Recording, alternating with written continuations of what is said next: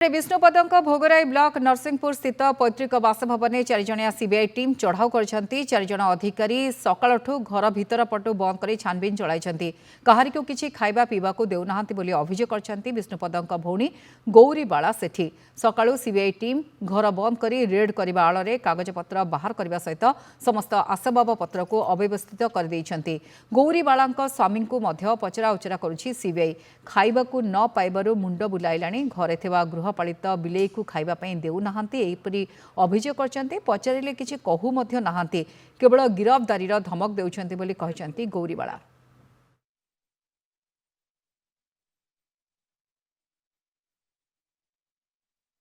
से लोक मैंने तो सकाल पूरा आसिक घर भर बुलूचन आ सब जिनस पत्र देखुचन काढ़ुचन किसी तो पाइले कहले किसी पाइले ये छात पर बहीचन गदीर फैन छाड़ देकी बहीचन आ विष्णुपद जे गदीर टिके सुथाए आसीने बसुथाए बापा माँ करथिले से माने से सकाल पूरा बसचन आ हवा खाउचन कोन किछि पाइचन ना पाइ ना ना किछि पाइले आपन को कोन पचार पचि करथले मते किछि पचारनी खाली से हमको रखिजन आ